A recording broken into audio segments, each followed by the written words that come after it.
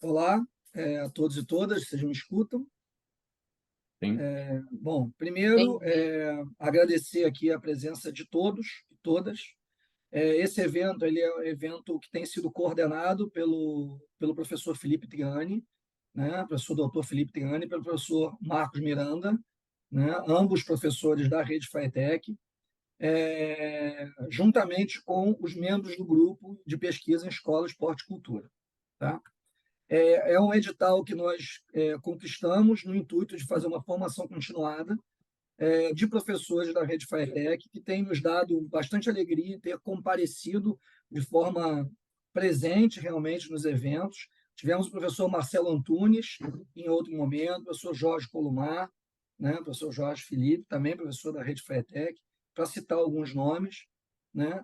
E convidando a todos que aqui estão, que não frequentam nossos encontros, que nossos encontros acontecem às quintas-feiras de forma remota, onde nós discutimos pontos relacionados a esporte, escolas e cultura, com membros do grupo, que são muitos deles pós-doutores, fazendo supervisionados de pós-doutorado, orientando de mestrado, orientando de doutorado, e pessoas que se interessam em nos acompanhar ao longo desse processo. Convido ainda vocês a conhecerem a nossa página no Instagram, que é o @gpesc, onde nós temos os avisos dos nossos encontros, dos nossos eventos, e a conhecerem também o que nós temos feito nos últimos tempos no nosso site, que é o www.gpesc.com.br. Queria agradecer também ao professor Guilherme, mais uma vez, uma parceria muito antiga do nosso grupo, tem participado efetivamente de bancas, e também apresentar aí o motivo pelo qual a professora Ana Cláudia Ribeiro está mediando o evento de hoje. Né? A professora Ana Cláudia Ribeiro é especialista também em natação, é gestora da Academia Golfinho, que fica em Botafogo, com mais de 30 anos de história, a Academia Golfinho. A Ana Cláudia tem se debruçado sobre os estudos vinculados à natação, tanto é que vai defender a sua dissertação de mestrado na próxima quinta-feira. Então, estão todos convidados a estarem na UERJ, eu acho que às 10 horas da manhã, né, Ana Cláudia? Às 10 horas da 9h30. manhã, lá na UERJ. É um tema interessante, que teremos o professor Guilherme Tucher também na banca. Então, o trabalho da Ana Cláudia versa sobre piscinas rasas, né, a pedagogia e o ensino, a importância e a diferença da aprendizagem da natação infantil em piscinas rasas e piscinas fundas. Então, é um evento que merece a atenção de todos vocês, e por isso a gente colocou a professora Ana Cláudia, que aceitou de primeira, porque tem toda uma expertise para estar aqui conosco, tá bom? Devolvo a palavra, Ana Cláudia. Obrigado pela sua mediação. Professor Guilherme, fique à vontade e aproveite aí o Valeu, nosso Silvio. encontro. Bom dia, então. Obrigada, Silvio, pela oportunidade. Guilherme, a palavra toda sua, para compartilhar Vamos a lá. tela. Né? Então, bom dia. Agradeço aí bastante pelo convite. É sempre bom falar sobre natação, sobre os esportes aquáticos. Essa é uma área que eu tenho me debruçado em estudar bastante, desde a minha graduação. O professor Ricardo Cabral, que está aí, foi meu professor na graduação, que me levantou diversas inquietações. Depois tive a sorte também, o privilégio de poder contar com o professor Alberto Clar no meu curso de especialização, lá em 2005, se eu não me engano, que outro também que me criou diversos problemas, e isso acabou sendo positivo, né? Estou falando isso de maneira de brincando. Isso acabou sendo positivo porque me fez, na minha opinião, ver o ensino da natação, o ensino dos esportes aquáticos dentro de uma vertente um pouquinho diferente. E são essas inquietações, essas reflexões que, na verdade, eu vou trazer para vocês. Então, eu sou Guilherme Tucher, para quem não me conhece, a Ana já me apresentou um pouquinho. Então, além da minha atuação na Universidade Federal do Rio de Janeiro nos cursos de graduação, eu trabalho na pós-graduação, e a gente tem estudado lá, junto com os alunos do mestrado e doutorado, justamente processos relacionados aos esportes aquáticos. E tudo que a gente tem feito é realmente sobre os esportes aquáticos. Apesar do carro-chefe geralmente ser a natação, a nossa intenção é tentar promover academicamente e também em termos práticos os esportes aquáticos, porque a gente acredita muito que eles possam andar juntos, principalmente no processo inicial de aprendizagem. E por causa disso também a gente tem o nosso grupo de pesquisa em ciências dos esportes aquáticos, onde a gente reúne ali alunos da graduação, de iniciação científica, professores que estão no mestrado e doutorado, para que a gente possa fazer esse tipo de estudo. Essas aí são algumas das publicações que eu tenho, não são todas em natação, são algumas também em polo aquático. Na verdade, meu doutorado foi propondo um teste de agilidade para jogadores de polo aquático, isso muito influenciado pelo Cabral e também pelo Silvio, e isso foi muito importante para mim porque, mais uma vez, abriu a maneira, ampliou a maneira que eu via a natação, que eu via os esportes aquáticos.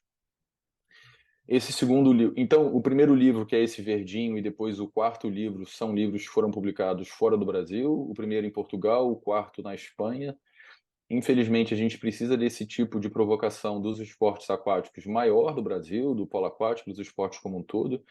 O segundo livro foi uma oportunidade muito grande que eu tive de escrever junto, a convite do COB, um livro sobre iniciação esportiva na natação, junto com o professor Emerson Ramírez. Então, foi uma experiência muito bacana. O livro Atividades Aquáticas é um livro lá do nosso departamento, o Silvio, inclusive, é um dos autores. Então, a gente fala sobre diversas atividades aquáticas. O penúltimo livro é um livro que foi publicado agora esse ano, também lá em Portugal.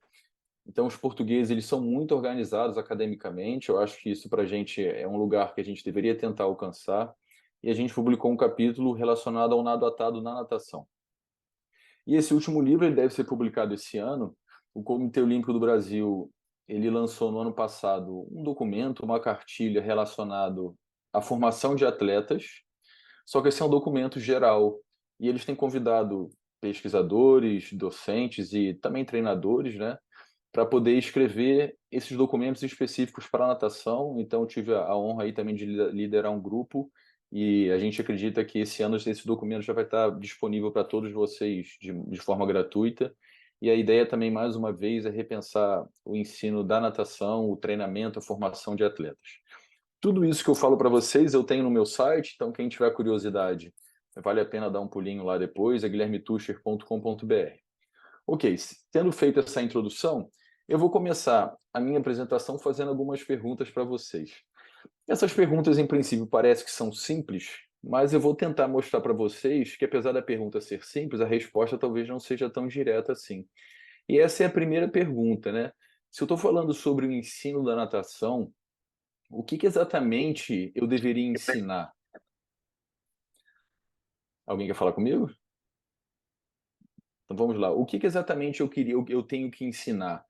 Por que essa não é uma resposta tão simples? Porque dependendo do momento que eu estou falando, ainda de maneira generalista, sobre o ensino da natação, essa resposta ela pode ser completamente diferente. Então, o que eu ensino lá para crianças de 2 ou 3 anos, para crianças de 10 ou para um adulto, em princípio, de maneira geral, é diferente. Então, a gente não sabe exatamente qual é a resposta para essa pergunta. E depois a gente tem uma outra pergunta, que são as duas perguntas da minha apresentação, né? Como ensinar? E apesar, como eu disse, de serem perguntas simples, a maioria dos professores não tem tão claro quais são as respostas a essas perguntas. E o problema é que isso influencia diretamente na prática pedagógica do professor. Então, o professor, muitas vezes, ele está lá na beira da piscina, ele não tem claro o que ele tem que ensinar e ele não tem claro também como ele tem que ensinar. Se a gente for pensar na natação competitiva, esse problema continua existindo, que é aquela velha máxima, né? A gente não tem que dar treino para as crianças como se dá treino para os adultos. Então, as crianças não são adultos em miniatura. Então, esse problema a gente tem na aprendizagem geral da natação e tem também no treinamento focado aí em rendimento. Não está claro para os treinadores, para os professores, o que eles têm que oferecer de conteúdos de treino, de conteúdos de aula. E a minha discussão vai ser nesse sentido. A gente não tem tempo para poder se aprofundar em nenhum desses tópicos, então, na verdade, a minha intenção é gerar o inquietamento em vocês para que vocês, quando estiverem lá lendo sobre o ensino da natação, quando vocês estiverem na piscina, vocês fiquem lá com aquela pulguinha atrás da orelha e comecem a pensar, poxa, será que eu não poderia fazer diferente? Independentemente de onde você esteja. Então, para poder direcionar essa nossa linha de raciocínio, eu vou dividir minha apresentação em 4 partes. Primeiro, eu vou discutir com vocês a ideia do que é o saber nadar. Depois, aquele tradicional adaptação ao meio aquático, os nados formais. Depois, a gente fala sobre a organização do ensino. Então, a parte 2 e 3 são basicamente sobre a ideia do que a gente deveria ensinar. E a parte número 4 está muito mais relacionada ao como ensinar. A gente vai fazer um voo assim lá bem distante, mas eu acho que vai ser interessante para a gente. Então, nossa primeira parte é sobre a ideia do que é saber nadar. Por que essa pergunta também é importante, né? O que é saber nadar? Porque a resposta que cada um dos professores tem a essa pergunta vai direcionar o que ele vai conduzir durante as aulas dele de natação. E aqui a gente tem um problema também que talvez seja ainda maior. Se o professor se o professor tem uma resposta para essa pergunta, se ele tem um entendimento para essa pergunta, que é diferente do entendimento do aluno, dos pais, da federação, dos gestores, dos professores, né? Dos professores são gestores lá da academia, da escola de natação.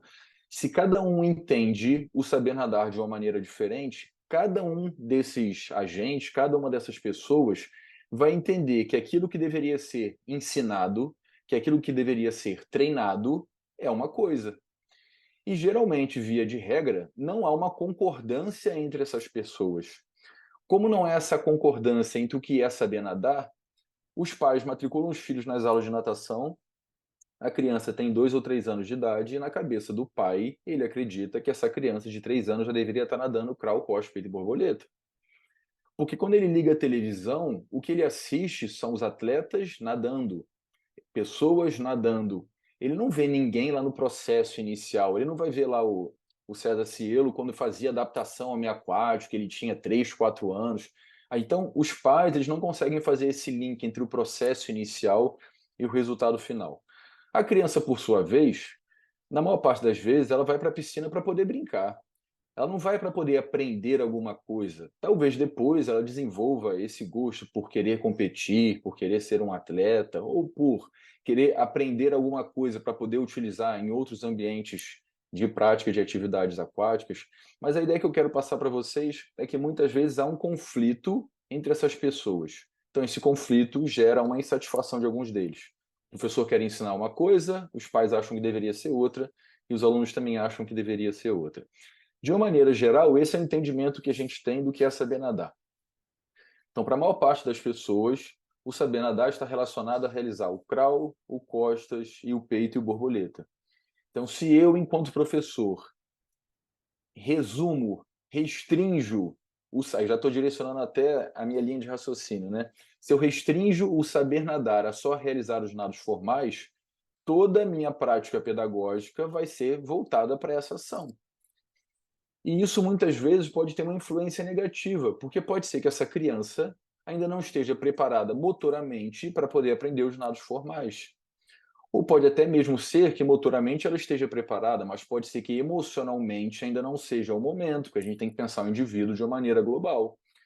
Então, se eu só limito o saber nadar a realizar os 4 nados formais, pode ser que eu esteja privando essa criança de aprender outras coisas. Guilherme, significa então que não tem que ensinar os nados formais? Não, muito pelo contrário. Eu acho que essa é uma obrigação nossa, e ensinar direito. Quantas vezes a gente vê crianças que fizeram aula de natação por 5, 6, 10 anos e, por exemplo, não sabem fazer a virada de crawl? E a resposta do professor é: ele não vai participar de competições, por que eu tenho que ensinar a virada? Poxa, você tem que ensinar a virada porque esse é um conteúdo de ensino dos nados. Se ela está aprendendo os nados, ela tem que aprender tudo. Se ela vai levar essa aprendizagem, essa bagagem para uma competição ou não, isso não é problema seu. Muitas vezes também a gente pensa o ensino da natação somente como natação competitiva. E eu acho também que a gente peca. Então, só pensar em realizar os nados formais, a gente está limitando. Só pensar em natação competitiva, a gente está limitando. E isso é tão evidente que a gente tem competições pela federação, então são competições oficiais para crianças com menos de 8 anos. Então, até que ponto, mesmo pensando em formação de atletas, crianças de 8, de 7, de 6 anos deveriam estar participando de competições formais, de competições voltadas ou focadas no rendimento esportivo? Guilherme, mas eu treinei meu aluno, ele consegue nadar 50 metros crawl. Tudo bem, mas a gente sabe que no esporte de competição tem 3 pessoas que recebem medalhas, que são as consideradas naquele momento melhores, e todo o restante não ganha nada. Então, será que a criança emocionalmente também está preparada para essa situação? Será que o foco para essa idade, para as categorias de formação, não deveria ser no processo de gostar de nadar, de gostar daquele ambiente, de ter um processo realmente de formação que não seja só focado na parte motora, mas também na parte emocional, na parte cognitiva, para que, na idade adulta, ela venha a ser um atleta olímpico. O que a gente mais tem são jovens que abandonam a natação porque não aguentam mais ficar dentro da água, porque não aguentam mais. Então, será que a gente não poderia ter um processo de formação diferente? Então, se eu só entendo a natação, se o saber nadar para mim está relacionado somente a participar de competições e ser um atleta, toda a minha prática pedagógica vai ser direcionada nesse sentido. Eu também posso pensar que o saber nadar está relacionado à prevenção de afogamentos. E isso realmente é importante. Mas, infelizmente, as poucas academias ou escolas de natação que ensinam ou que estão preocupadas com a prevenção de afogamentos, talvez ensinem isso naquela semanazinha lá de prevenção de afogamentos que acontece todos os anos, que eu acho que é em novembro. E a gente ainda tem uma outra questão. O que exatamente é ensinar conteúdos relacionados à prevenção de afogamentos? Na cabeça da maior parte das pessoas está relacionado a fazer crawl, costas, peito e borboleta. Então a gente volta àquela proposta anterior. Opa, tudo bem. Se eu ensino os nados formais, eu estou ensinando o que é o saber nadar. Se eu ensino os nados formais, eu estou fazendo com que essa criança não se afogue, que esse indivíduo não se afogue. Só que a gente sabe também que essa é uma consideração, uma percepção limitada do processo. Porque também tem aquela frase, né? Só morre afogado quem sabe nadar. Se a pessoa está numa situação de risco de afogamento, talvez seja muito mais interessante para ela saber flutuar, saber se sustentar, saber analisar o ambiente para poder tomar uma decisão e realmente fazer algo que seja inteligente, do que, por exemplo, tentar nadar 2.000 metros de nado borboleta. Não faz sentido nenhum. Então, os conteúdos de ensino relacionados à prevenção de afogamentos não passam necessariamente por saber crawl, costas, peito e borboleta. Se a gente pega os estudos mais antigos que relacionavam o ensino da natação com a prevenção de afogamentos, eles consideravam que uma pessoa que soubesse nadar cerca de 200 metros crawl, independentemente do tempo, era uma pessoa que dificilmente se afogaria. E depois essa visão foi se modificando. Poxa, isso é legal, saber nadar o crawl é interessante, mas saber outros conteúdos também podem te ajudar, talvez muito mais, a você não se afogar. Até porque, via de regra, a gente aprende a nadar num ambiente controlado, que é a piscina, mas a gente se afoga no mar, no rio, no açude, que geralmente são ambientes com menos controle. Então, a gente aprende certas habilidades motoras numa condição controlada, que muitas vezes não podem ser utilizadas numa situação de descontrole, numa situação imprevisível. E tem uma proposta, que é que eu tenho defendido já há bastante tempo, que a gente possa pensar o saber nadar de uma maneira muito mais ampla. Que a gente possa pensar o saber nadar relacionado a qualquer experiência que você possa ter no ambiente aquático. Então, saber nadar crawl, costas, peito e borboleta está dentro dessa proposta, e isso tem que acontecer. Mas experiências com os outros esportes aquáticos, como, por exemplo, o polo aquático, o nado artístico, os saltos, situações relacionadas à prevenção de afogamentos, qualquer outra experiência dentro da água que você possa trazer para a sua aula de natação, será bem-vinda. Em 2018, eu tive a oportunidade de ir na Austrália e conheci lá o Parque Olímpico da Piscina de Sydney, né, que sediou os Jogos Olímpicos.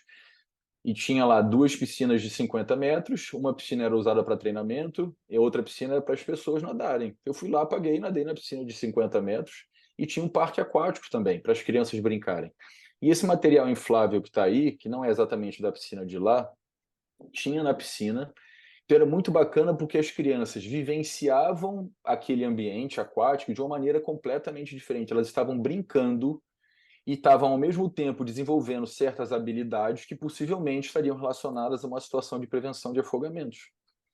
Então a ideia é que a gente possa desenvolver nos nossos alunos esses conteúdos do saber nadar realmente de maneira mais ampla e que não estejam só restritos ao saber o movimento, mas desenvolver também atividades relacionadas ao entender o que se faz e ter também determinados comportamentos, valores e atitudes que sejam positivos. Então, se a gente entende o saber nadar dessa maneira, a nossa prática pedagógica ela é completamente diferente. Eu não sei até que ponto vocês concordam com essa linha de raciocínio, mas fica aí a reflexão. a ideia é que talvez se a gente pensar o ensino da natação só como saber nadar ou como competir, talvez seja muito pouco. E é por isso que eu vejo que é muito comum os professores perguntam assim para mim, por exemplo, eu tenho defendido que a adaptação semiaquática a gente possa ensinar por 8, por 10 anos, na verdade pela vida inteira. Aí perguntam assim para mim, caramba, Guilherme, como é que eu vou ensinar adaptação semiaquática por tanto tempo? Os próprios nados formais, o professor ele não sabe o que ensinar. Então, depois de um mês de aula, ele continua sempre repetindo as mesmas coisas. Então, a proposta é, isso aqui é o que geralmente é feito. E a proposta é que a gente amplie essa ideia do que geralmente é feito para aquilo que a gente possa fazer.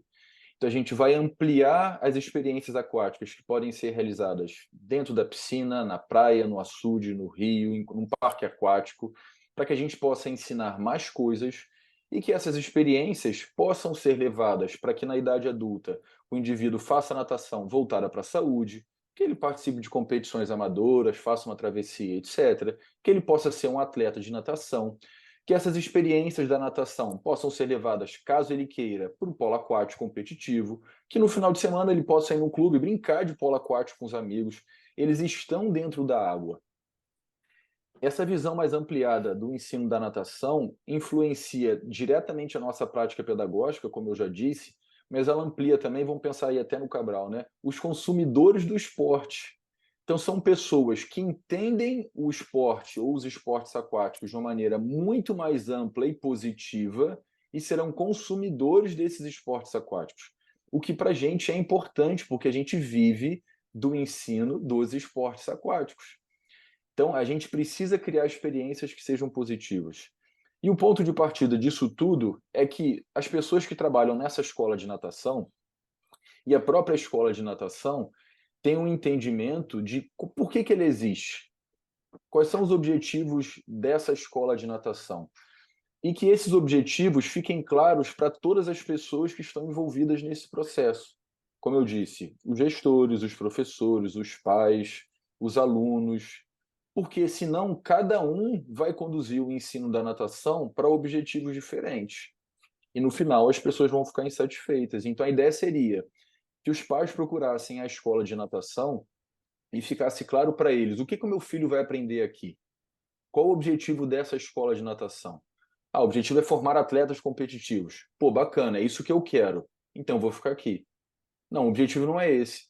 O objetivo da minha escola de natação é ensinar as atividades aquáticas para utilização em momentos de lazer, por exemplo. Pô, bacana, é isso que eu quero para o meu filho.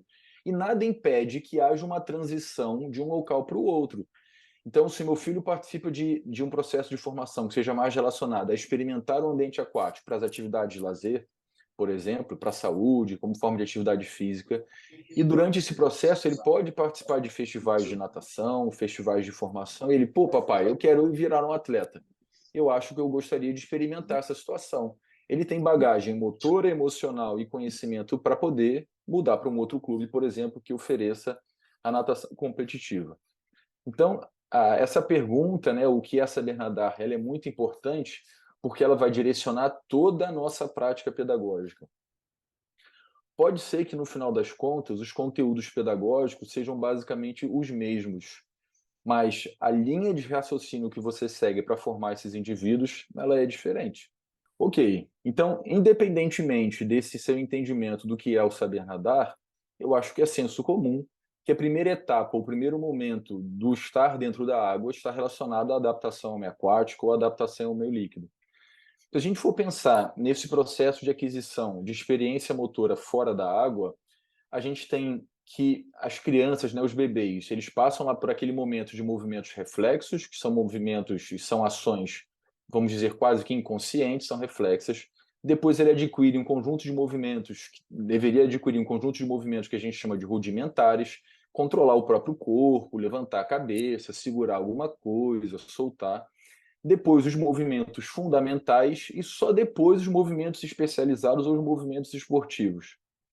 Então, isso fora da água. O que geralmente o professor faz? Mistura os movimentos fundamentais com os movimentos especializados. Então, já não dá certo. Legal. Se a gente for pensar nos movimentos fundamentais, a gente tem movimentos fundamentais que são locomotores, estabilizadores e manipulativos. Então, correr, saltar, rolar, se equilibrar em diferentes condições, lançar, receber, chutar, tudo isso são movimentos fundamentais. A gente poderia entender que são movimentos básicos para que depois, caso haja o interesse, esses movimentos sejam utilizados nos esportes.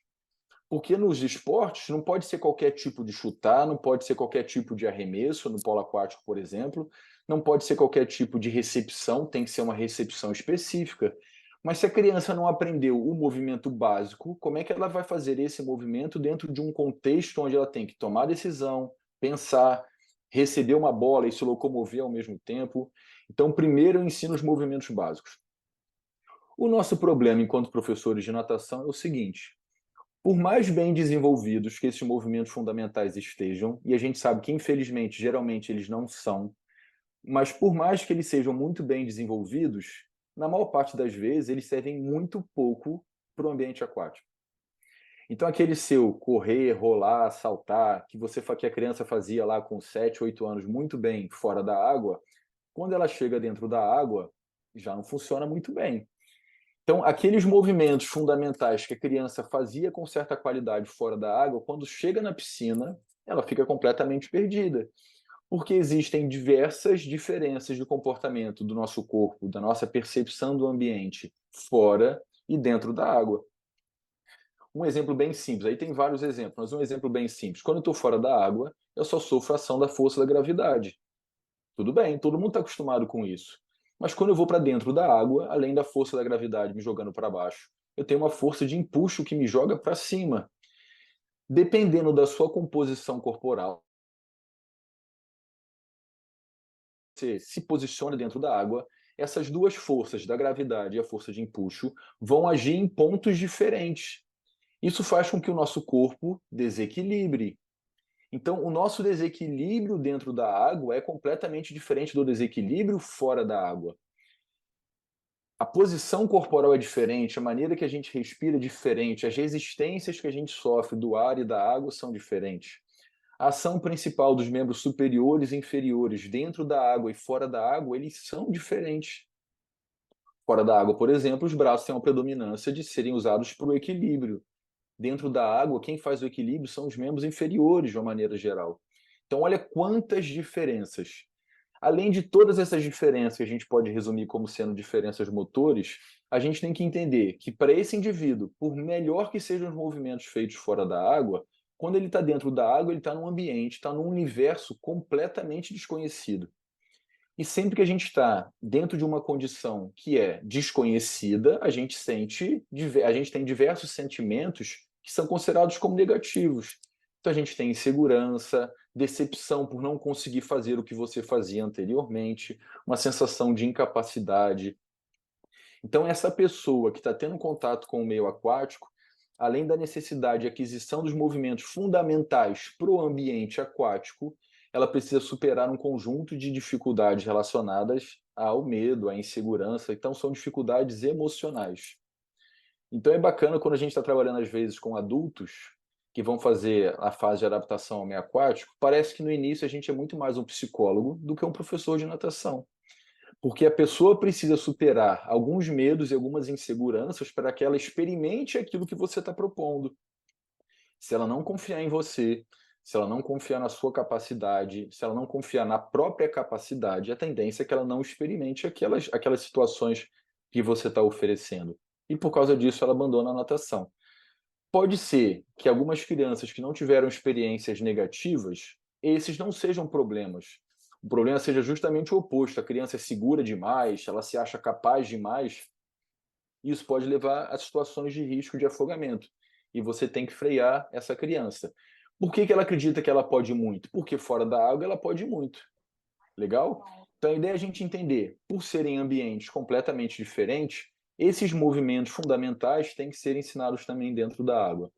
Então, mais uma vez, se a minha prática pedagógica, a ideia é pensar que a gente não deveria limitar o nosso saber nadar somente a ideia de fazer crawl post feito borboleta, se a gente pode privar os nossos alunos, as nossas crianças de tudo isso. Então, o que eu tenho sugerido? Que a gente pegue todas as experiências, o foco é no ensino da natação, legal, vai ensinar os 4 nados competitivos, os 4 nados formais. Que a gente pegue todas as experiências que essas crianças, que esses jovens poderiam ter, pensando desde dos esportes em piscina, dos esportes aquáticos, pensando talvez até em esportes náuticos, body surf, bodyboard, experiências relacionadas, por exemplo, ao mergulho, a nadar em piscina, a nadar no mar. Tem algumas escolas de natação que são próximas do mar ou que têm essa oportunidade de fazer uma atividade no mar, atividades relacionadas à prevenção de afogamentos, que a gente pegue os conteúdos de ensino dessas diversas experiências e coloquem para dentro da nossa adaptação ao meio aquático. Então tem que tomar cuidado com o seguinte, a ideia não é pegar o polo aquático e jogar para dentro da adaptação. A ideia não é pegar o surf e colocar para dentro da adaptação ao meio aquático. A ideia é o que acontece no surf que eu posso trazer para dentro da adaptação ao meio aquático. Então, vou pegar os movimentos especializados, lembra, a ordem é, primeiro eu ensino os movimentos fundamentais, depois o movimento especializado, o movimento esportivo. Eu vou fazer um pensamento reverso, né? Eu vou pegar os movimentos especializados e vou pensar o que desses movimentos esportivos que eu poderia estar jogando para que eles se tornem fundamentais. Essa é a linha de raciocínio. Para que quando a gente ensine os conteúdos da adaptação ao meio aquático, e aqui tem uma proposta desses conteúdos, a gente tenha realmente muita coisa para poder ensinar. Então, quando eu estiver pensando, por exemplo, em respiração, eu não vou limitar o ensino da respiração a só fazer 10 bolinhas na borda. A só entender que tem que inspirar o ar pela boca e expirar o ar pelo nariz. Porque essa respiração, esse domínio ou controle da respiração dentro do ambiente aquático, ele pode ser muito simples ou pode ser muito complexo. Vamos pensar no polo aquático. Não tem como o atleta pensar a maneira que ele vai respirar durante uma disputa de bola. Só que isso vai acontecer de maneira mais saudável se durante o processo de adaptação ao meio aquático ele teve experiências realmente relacionadas ao controle da respiração. Vamos pensar na natação. Muitas vezes as crianças, os jovens que estão aprendendo na área de costas, por exemplo, têm dificuldade em fazer a saída de costas porque não conseguem fazer o deslize na posição dorsal submerso. Então eles não conseguem controlar o corpo para poder ficar nessa posição e não controlam a respiração. Porque a respiração que foi ensinada para elas na adaptação ao meio aquático se resumiu a fazer bolinha na borda, para fazer garrafinha, fazer respiração. Então, todos esses conteúdos, eles podem ser ensinados de maneira isolada e todos esses conteúdos podem ser ensinados de maneira combinada. Todos esses conteúdos podem ser ensinados de maneira extremamente simples ou eles podem ser extremamente complexos. E uma coisa que é muito importante, como eu disse anteriormente, é a gente entender que o objetivo aqui não é ensinar os nados. O objetivo é ensinar os movimentos fundamentais. Então, quando eu estiver falando que eu vou ensinar o salto na adaptação ao meio aquático, eu não estou falando de saída de bloco. Quando eu estou falando de giro do corpo na água, não é a ideia de ensinar a virada olímpica. A cambalhota para frente é um tipo de giro, mas também tem os giros no eixo longitudinal, que podem ser os giros completos, podem ser meios giros, o giro pode ser também de lado, o giro pode ser mais próximo da superfície, pode ser mais no fundo. A sustentação não está relacionada somente a sustentar o corpo na posição vertical. Isso é muito pouco.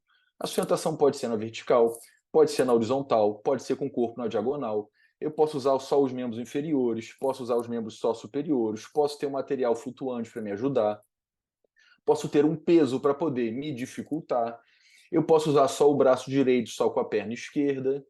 Qualquer situação onde eu tenho que fazer movimentos de sustentação deveria ser ensinado na adaptação ao meio aquático.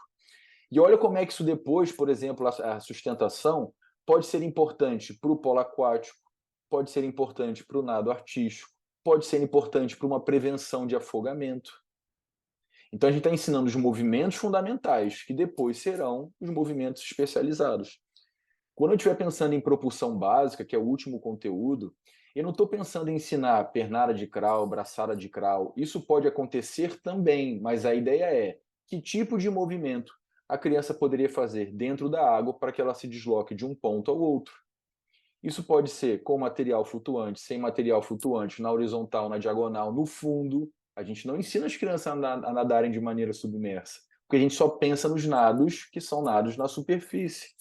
Pode ser na posição ventral, pode ser na lateral, pode ser na posição dorsal.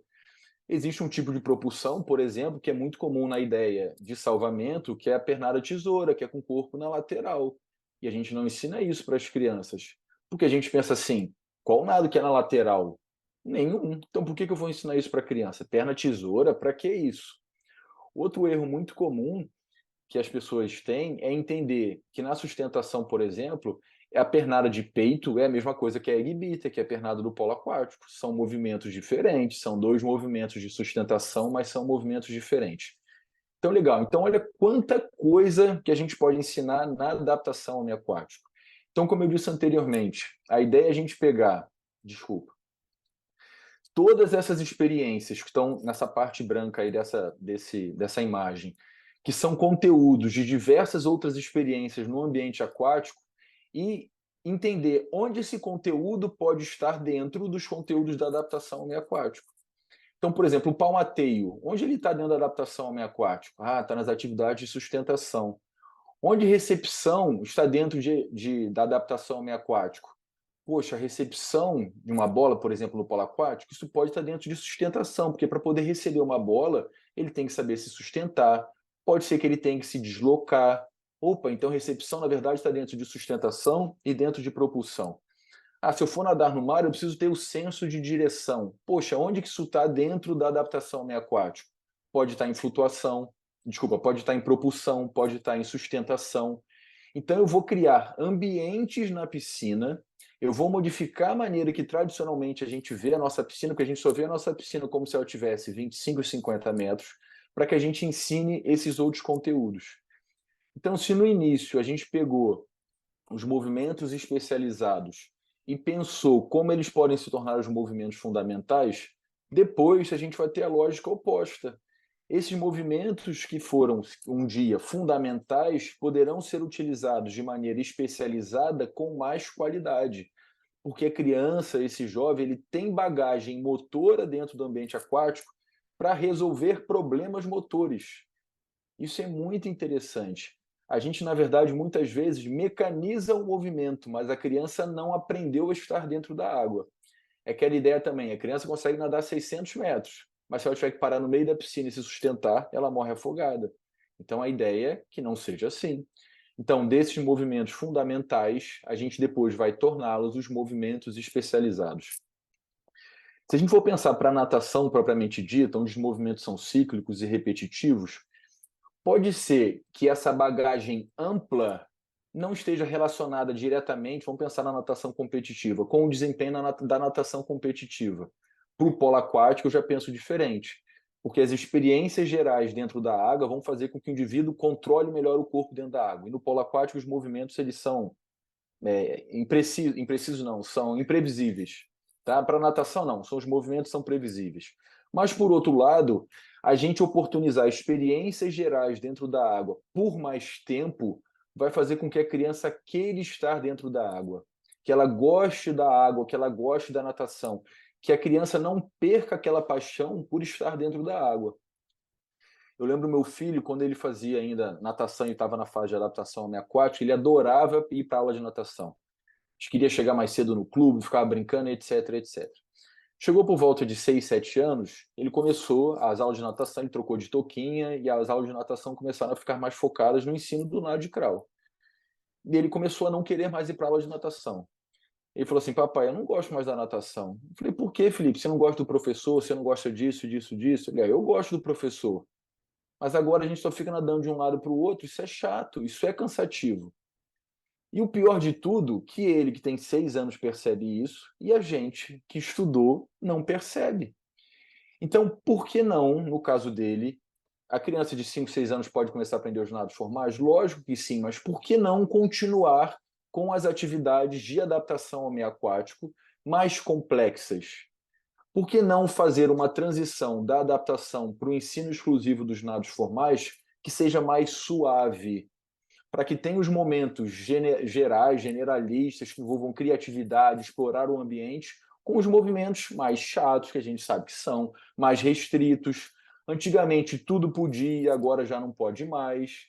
Então, aquele autoconceito positivo que ele criou, poxa, olha quanta coisa eu consigo fazer no ambiente aquático, que é algo bom para o processo de aprendizagem, esse autoconceito agora já começa a ficar ruim. Poxa, já não serve mais, estou sempre cansado, está sempre tudo errado. Então, que essa transição seja mais paulatina, seja mais suave para quem está em processo de aprendizagem. Para que depois, realmente, então, que a gente ensinou os movimentos fundamentais, a gente chegue nos nossos movimentos especializados, que no nosso caso aqui são os nados formais. Só que aqui, mais uma vez, se não tiver claro para a gente o que a gente deve ensinar e como a gente deve ensinar, a gente vai ficar todas nas nossas aulas de natação ensinando pernada de nado crawl. E a gente sabe que isso acontece, pessoal. O professor vai começar a aula e ele fala, pega a prancha e bate perna, pega a prancha e bate perna, pega a prancha e bate perna. E aqui nessa imagem, eu faço uma outra crítica. Primeiro, pela idade da criança, talvez seja muito nova para poder estar aprendendo a pernada do nado de crawl, ela poderia estar explorando a propulsão com um cachorrinho, com um deslocamento de barriga para cima, né? Um cachorrinho de costas, sei lá, qualquer outra coisa. Mas a ideia de ensinar os nados é tão forte que isso acontece. Outra coisa, se essa criança, vamos supor que ela seja um pouco mais velha, se ela passou por uma boa adaptação ao meio aquático, por que ela precisa da prancha? Os professores, então, colocam a prancha na mão da criança com a seguinte intenção: como ela não tem autonomia no ambiente aquático, como ela não tem competência motora aquática, se acontecer alguma coisa, ela segura na prancha e ela não se afoga. Mas se a adaptação ao meio aquático tivesse sido bem feita, a prancha não seria necessária. Por que tem que ter a prancha? A prancha vai, possivelmente, até pela composição corporal da criança, vai desequilibrar mais o corpo dela, a perna vai ficar mais funda, ela não sabe fazer a respiração frontal deveria ser ensinada depois. Então, olha quantos equívocos, na minha opinião, de processo de ensino, de aprendizagem, que a gente pode corrigir. Então, esses são os conteúdos de ensino que são tradicionalmente ensinados nos nados formais. Então, a gente tem as ações no bloco, tem as ações de nado, as ações de virada e as ações de chegada. Então, primeiro que tem que estar claro para todo mundo que série de bloco não é só as marcas, prepara e pula. Isso é uma ideia geral. Mas como é que essa criança, como é que esse jovem, que agora não é mais saltos da adaptação, é saída de bloco, o que ela tem que fazer para poder se posicionar corretamente no bloco? Como ela tem que fazer a impulsão? É muito comum a gente ver atletas mais velhos de natação competitiva que se posicionam no bloco, por exemplo, com os pés apontados totalmente para fora e o joelho apontado para fora. Se você quer ir para frente, o seu corpo tem que estar posicionado de uma maneira que você projete uma força melhor no bloco. Como é que a gente pensa assim, pô, o cara consegue nadar rápido, ele nada bem, participa de natação competitiva e não sabe fazer uma série de bloco? Porque a gente não ensina isso, a gente acha que isso é natural. A saída é algo simples. Prepara e pula, mas não é algo simples. Agora, no início de setembro, eu tive um congresso lá na Alemanha, talvez vocês tenham visto aí até nas redes sociais, e tinham lá vários estudos relacionados à série de bloco. E eu, na hora de fazer perguntas, conversei lá com o professor, né? Você acha que esses erros acontecem porque a gente não ensina a série de bloco? Ele, sim. A gente treina muito nadar, mas saída, virada e chegada a gente não ensina para os nossos atletas. A gente acha que é algo natural. A gente acha só pelo fato de ele estar nadando 5.000 numa sessão, que ele fez tantas viradas, que ele fez todas corretamente. Mas não. Por quê, pessoal? Todos esses movimentos, os movimentos dos nados, quando a gente nada devagar, eles são diferentes dos movimentos quando a gente nada rápido. O índice de coordenação dos braços, por exemplo, quando a gente nada sem livre, é diferente de quando você nada 800, quando você nada 1.000, de quando você nada 1.500. Então, a velocidade com que você nada, vamos trazer isso para fora da água, a velocidade na qual eu corro me impõe ou me exige um padrão de coordenação que é diferente. Então, a gente precisa ensinar às crianças todos esses conteúdos e a gente precisa ensiná-las, independentemente de ser natação competitiva ou não, a nadar devagar e a nadar rápido, porque são dois nados diferentes. Então, voltando aí para a saída, eu tenho que ensinar como é que é feita a impulsão, como é que se posiciona no bloco, se eu vou usar o bloco para poder gerar impulsão ou não, qual perna fica na frente, qual perna fica atrás, experimentar as duas posições, experimentar todas as possibilidades do bloco, para que depois você chegue naquilo que é melhor para o atleta. Como é o voo, como é a entrada, é o deslize, por aí vai. Eu vou me deter mais exatamente aqui nos conteúdos do nado. Então, essa é uma sugestão de ordem de ensino dos conteúdos que eu tenho proposto para os alunos. Primeiro, eu me preocupo com o ensino da pernada e da posição corporal. Depois, com a abraçada e a posição corporal. Depois, lá o termo que eu aprendi até com Alberto Clar, da respiração geral. Depois, coordenação braço e perna. E junto com isso tudo aí, rolamento do corpo, se eu estiver pensando nos nados alternados, que são crawl e costas. Depois, respiração específica, depois coordenação braço e perna e respiração. E depois o nado propriamente dito. Porque, como eu disse para vocês, nadar devagar é diferente de nadar rápido. Guilherme, por que começar com a pernada? Porque é a pernada que vai te garantir a manutenção do seu corpo na superfície, um corpo o mais próximo da horizontal possível, que é uma ideia geral dos 4 nados, e um corpo equilibrado. Se o meu corpo não se posiciona bem na água, como é que eu vou fazer respiração? Como é que eu vou fazer braçada? Eu estou complicando a vida do meu aluno. Então, depois que a pernada está razoável, e se a criança passou por uma boa adaptação ao meio aquático, essa pernada dos nados acontece também de maneira mais rápida, essa aprendizagem, eu vou poder ensinar a braçada. Por quê? Porque meu corpo está equilibrado. Porque o braço desequilibra o nado. Vamos pegar uma criança que está aprendendo a braçada, e às vezes o professor faz o seguinte, com a melhor das intenções, coloca o pull buoy ou uma prancha na coxa para que você se concentre só na braçada. Se a pernada ela tem 3 funções, sustentação, equilíbrio e propulsão. Se você tira a ação da pernada quando você está ensinando a braçada, você então tira essas 3 ações. A propulsão não tem problema, porque ele está fazendo a braçada. Mas o equilíbrio e a sustentação? E o equilíbrio principalmente. Então a criança que tinha que entrar com a mão na linha do ombro, se ela entra com a mão na linha do ombro, o corpo dela fica desequilibrado, porque ela não tem a pernada. A criança que tem experiência dentro d'água, ela compensa isso, ela começa a fazer uma braçada mais aberta. Mas a criança que não entende isso fica igual a minhoca. Ou seja, o professor tirou a pernada com a melhor das intenções, mas está prejudicando o processo de ensino-aprendizagem. Por isso que, na minha opinião, a braçada só deveria ser ensinada depois da pernada. E quando eu estiver ensinando inicialmente a pernada, quando eu estiver ensinando inicialmente a braçada, tudo isso com respiração geral. Então, estou ensinando pernada, são as primeiras experiências, as primeiras aulas. A gente precisa entender que a aprendizagem é processo, você não vai ensinar tudo numa aula só. Então, a criança, para poder respirar, coloca o pé no chão. Faz a pernadinha de crawl, faz a pernadinha de peito, seja lá o que for. Quer respirar? Pé no chão. Se você já pede para ela respirar para frente, o corpo dela desequilibra, o corpo afunda, vai ficar uma desgraça. Coloca o pé no chão. Então, percebam que tem como a gente criar progressão no ensino de cada um dos conteúdos que estão apresentados aí. Legal. Então, como eu disse, essa é uma ideia geral, a gente precisaria de muito mais tempo para poder discutir. Então, caberia a gente entender e propor um ordenamento para o ensino de cada um desses conteúdos, para que quando a gente estiver fazendo o nosso planejamento, lá no como ensinar, isso tivesse claro para o professor. Se o professor está ensinando pernada de crawl, que é a primeira proposta que eu apresento aqui para vocês, já com respiração específica, com respiração lateral, você está complicando a vida do aluno. Porque respiração específica é um dos conteúdos mais difíceis do nado de crawl, que é respiração lateral. Então, esse ordenamento ele é importante. Outra coisa importante a gente entender, dentro dessa proposta dos conteúdos de ensino, que eu tenho que entender quem é o aluno que eu estou ensinando o movimento. Então, não é porque a criança passou pela adaptação ao meio aquático que ela é avançada. Ela é avançada na adaptação ao meio aquático, mas nos nados ela pode ser iniciante. Então, você pode ter na adaptação um iniciante, um intermediário e um avançado. Você pode também ter na aprendizagem dos nados um iniciante, um intermediário e avançado. E não é porque a criança faz crawl e costas, por exemplo, que o peixe e borboleta são bons. Então, ela pode ser intermediário, pode ser relativamente intermediário no crawl, pode ser iniciante no costas e no peito. Então, eu tenho que saber lidar com isso. Por quê?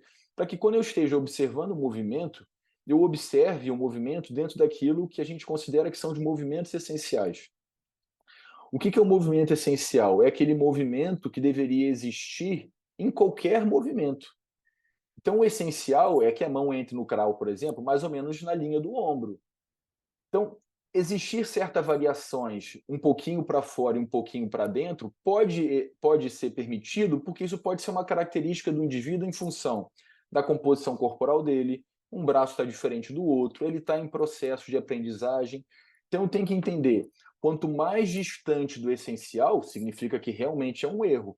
Se ele está próximo do essencial, talvez seja só dar dicas de aprendizagem ou esperar para que ele chegue naquilo que a gente considera que seria o mais adequado.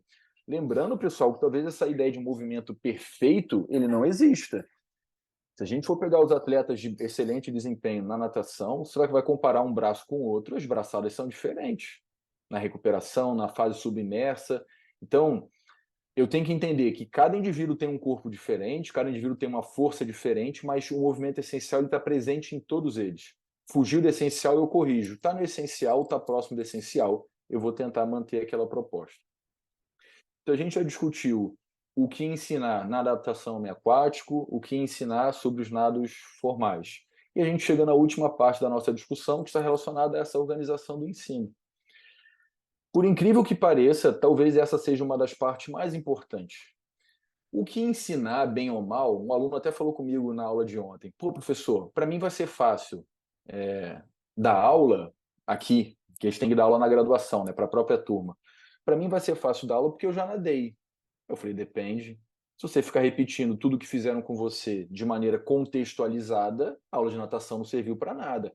Ele, não, professor, eu entendo, mas eu já tenho ideias de exercício. E é verdade. Eu falei para ele, beleza, você tem ideias de exercício. Mas a grande questão é, será que esse exercício serve para todo mundo em todos os momentos? Por isso que essa organização do ensino ela é importante. Para que isso seja feito com melhor qualidade, a gente tem que tentar seguir essa linha de raciocínio, que geralmente não acontece. Então, eu tenho que entender em qual nível de aprendizagem o meu aluno está. Dentro da minha estrutura organizacional da minha escola de natação, ele está no nível 1, 2, 3, 4, o que deveria ser ensinado em cada um desses níveis? Quais são os objetivos de cada um desses níveis? Se isso não estiver claro para a escola de natação, se isso não estiver claro para o professor vai embolar conteúdos que teoricamente são do nível 4 para o nível 2, do nível 1 vai estar lá no nível 3, isso gera uma confusão danada para o professor, para o aluno e para todo mundo. Então, cada nível de aprendizagem deveria ter os objetivos motores, cognitivos, atitudinais que as crianças deveriam tentar alcançar. A partir desses objetivos, eu formo um plano de curso. Desse plano de curso, eu tenho o meu plano de aula e só depois eu tenho as minhas atividades. O professor ele não pensa assim, ele só pensa, essa atividade é bacana, essa atividade é para ensinar a pernada, essa atividade é para ensinar a virada, mas ela deveria ser oportunizada nesse nível? A criança tem condições de fazer essa atividade? Aí o professor fica propondo atividade que as crianças não conseguem fazer e ele fica frustrado e pensa assim, caramba, eu sou um péssimo professor. Não necessariamente, mas talvez essas atividades não sejam adequadas para esse momento. Então, o que é a ideia do plano de curso? O plano de curso seria uma estrutura maior. Então, eu tenho esse desenho aqui, que é um outro capítulo de livro que eu estou escrevendo, na verdade eu já escrevi, que deve ser publicado no ano que vem, onde eu proponho essa transição mais suave da adaptação ao meio aquático para os nados formais e que a adaptação ao meio aquático esteja sempre presente nas aulas de natação. Se eu não estou falando de natação competitiva. Se eu estou falando de natação competitiva, não, isso vai acabar. Mas se eu estou falando de natação voltada para aprendizagem, para o lazer, para a saúde, esses conteúdos de adaptação ao meio aquático podem continuar existindo. Como que eu vou fazer isso? Tem algumas siglas aí. Ó. O S significa o simples, o SC significa o simples complexo, o C significa o combinado e o CC significa combinado complexo. Eu vou dosando a dificuldade das atividades para que elas façam sentido para quem está no início, para quem está no meio e para quem está no final. Então, esse meio do caminho aí, onde a gente tem a adaptação ao meio aquático e os nados formais, seria a proposta que eu falei que poderia estar acontecendo com meu filho. E então, todo esse processo eu vou ter que dividir em níveis de aprendizagem, que aí tem uma proposta, né, que vai de N1 a N13, isso é aleatório, para que a gente forme o nosso plano de curso.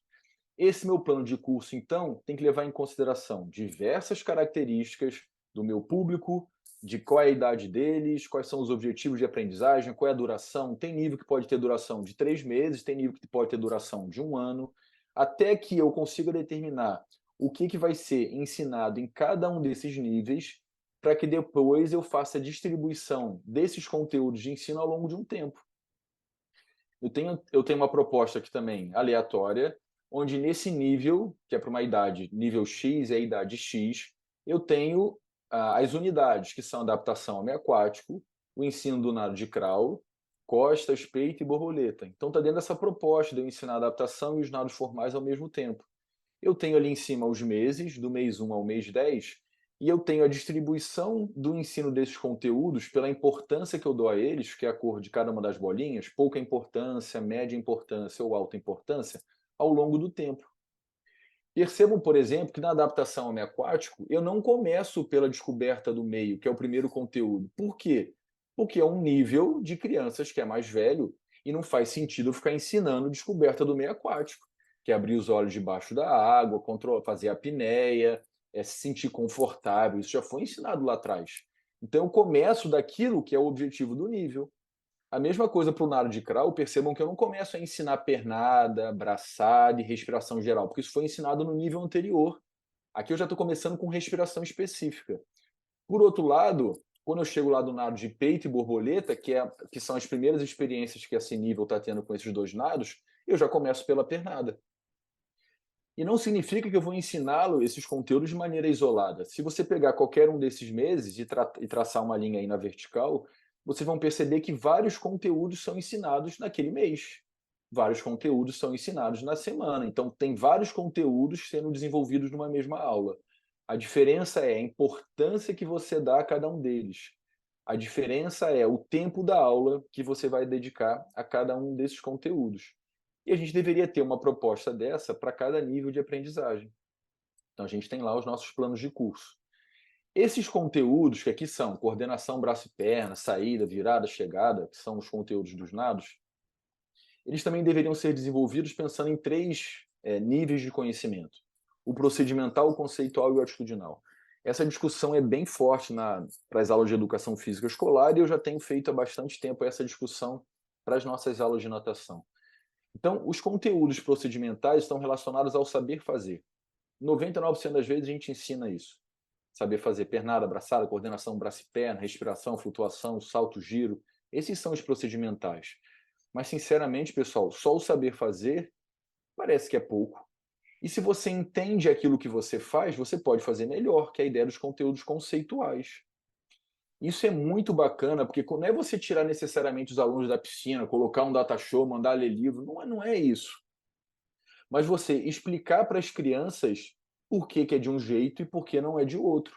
Dependendo do nível, vamos pensar principalmente na adaptação ao meio aquático. Deixa as crianças explorarem o ambiente e aquele movimento amplo e talvez distante do ideal, você vai aos poucos, ao longo das aulas, refinando para que a gente chegue no movimento que é mais adequado, que é melhor. Isso vai sempre existir. Mas se a criança ela passa a entender, por exemplo, por que o movimento é de um jeito e não do outro, ela passa a ser corresponsável pelo processo de aprendizagem. Ela passa a pensar sobre o que ela faz e ela mesma se corrige. E é muito bacana quando isso acontece, com crianças, com jovens ou até mesmo com atletas. Porque eles falam assim: tio, ou professor, ou tuxê, né? Os momentos diferentes aí da aprendizagem. Eu já entendi o que é para fazer, mas eu não consigo fazer, mas eu já entendi. Então a criança, toda vez que repetir aquela atividade de aprendizagem, ela vai prestar atenção no que ela está fazendo para que ela faça melhor o procedimental. Se não na virada de crawl, por exemplo, uma criança, ela não consegue fazer ainda a virada, não entende lá como é que é a movimentação das mãos, da coxa para a cabeça, mas ela fala para você: eu já entendi o que fazer com as mãos, só não estou conseguindo fazer. Ela vai repetindo, o professor vai dando feedback, são várias crianças, elas são corresponsáveis pela aprendizagem. Elas conseguem se ver. E a partir do momento que elas entendem o que é para fazer, a gente pode ir lá pensar nos estilos de ensino, que eu vou falar daqui a pouco. Existe um estilo que é chamado de avaliação recíproca. Você pode fazer atividades em grupos, onde uma criança consegue corrigir a outra. Nesse processo de atividade em grupo, ela reforça o conceito que ela tem do que é certo e errado, e ela ajuda o colega a reforçar ou aprender o que é certo e errado também. Então, extrapola aquela ideia de aula de só repetir, repetir, repetir, repetir, mas o cara não sabe nem o que ele está fazendo. Então, os conteúdos procedimentais e conceituais, eles estão muito próximos. Desculpa se eu estou falando rápido, mas é por causa do tempo, tá? Os conteúdos procedimentais e conceituais são muito próximos. O último conteúdo é o conteúdo atitudinal. O conteúdo atitudinal está relacionado a comportamentos, valores e atitudes que a gente gostaria de ensinar aos nossos alunos, que têm que ser adequados aos níveis, que geralmente estão relacionados com a idade de cada um deles. Então, aquilo que eu disse para vocês, a escola de natação ela existe porque, se eu estou preocupado, por exemplo, em formar atletas, Que atitudes e comportamentos e valores eu deveria ensinar ao longo do processo de formação para que quando um atleta seja um atleta de nível mundial, de nível olímpico, a gente não ouça o que a gente ouve na televisão. O atleta é inseguro, está com medo, o cara pipocou. Não é possível, cara. Você tem 10, 12, 15 anos de carreira e ainda tem esse tipo de sentimento. É porque o atleta não foi formado em termos atitudinais. O cara é muito bom para nadar, mas o cara não se conhece, o cara não sabe lidar com as adversidades. E essa mudança de comportamento procedimental, conceitual, atitudinal, ela não é de maneira espontânea. A gente, enquanto professores, precisa criar processos que façam com que esses comportamentos sejam modificados. Seria muito ingênuo da nossa parte a gente acreditar que só porque a criança está competindo, que ela naturalmente, pelo dom do Espírito Santo, ela vai desenvolver comportamentos relacionados ao competir. Algumas conseguem, por influência do treinador, dos pais, de um atleta mais velho, mas muitos não conseguem fazer isso. A ideia do autoconceito que eu falei para vocês, isso é muito importante para a criança. A criança se sentir segura e capaz daquilo que ela faz. Se ela está lá nos níveis iniciais, ela só recebe crítica dos pais, porque chegou por último, porque não ganhou medalha, porque não fez isso, porque não fez aquilo, o autoconceito vai ser horrível. Ela vai pensar assim, pô, não sirvo para nada, não sei fazer nada direito na natação. Vou sair da natação e fazer algo que seja mais interessante para mim. Ela procura outra atividade. Então a gente pensar nossas aulas também de maneira mais ampla. E eu tenho aqui sugestões de conteúdos e conteúdos conceituais, procedimentais, desculpa, e os conceituais. Então, exemplo bem simples, para um nível hipotético. Sustentação. Quais são os meus objetivos procedimentais? Sustentar-se na água a partir de diferentes posições corporais. Sustentar-se na água a partir da interação com um colega. Opa, isso acontece lá no polo. Mas a criança aqui, isso aqui para um nível de 8 anos. A criança não sabe ainda, mas isso depois vai acontecer lá no polo. E o que ela tem que entender da sustentação? Entender o próprio posicionamento corporal na água, o que fazer para atender às solicitações do professor, na vertical, na diagonal, só braço, só perna, com a mão fora da água. Entender o que fazer para levar vantagem nas situações de interação com o colega. Então, tem dois colegas disputando ali uma sustentação, um tem que passar pelo outro, o que ele tem que fazer? E a ideia é que a gente tivesse essa proposta de conteúdos procedimentais e conceituais para tudo aquilo que a gente deveria ensinar nas nossas aulas. Conteúdos de adaptação e conteúdos também voltados para o ensino dos nados formais. Aqui só tem os exemplos procedimentais e conceituais, tem algumas propostas também aí para os atitudinais. Legal, a partir desse plano de curso, então, que eu vou voltar aqui, a gente começa a elaborar o nosso plano de aula. Então, pego um mês qualquer aqui, por exemplo, o mês 10. Eu vejo tudo que está listado de conteúdos, vejo a importância que eles têm e depois eu faço o meu plano de aula. Então, o plano de aula, o meu plano de aula é essa racionalização da minha intervenção pedagógica. Se eu tenho o meu plano de curso, eu sei quantas aulas eu tenho durante aquele período de 6 meses, de 10 meses, de 2 anos, e eu começo a pensar aqueles momentos que são gerais em momentos específicos. Então, a ideia é para o meu plano de aula, o que meu aluno, vou pensar nos 3 agora conteúdos de ensino, que é o saber fazer, o entender e os comportamentos. O que meu aluno tem que saber fazer no final dessa aula? Por quê, pessoal? O objetivo do nível ele é alcançado depois que o nível acaba, não é na primeira semana, não é no primeiro mês.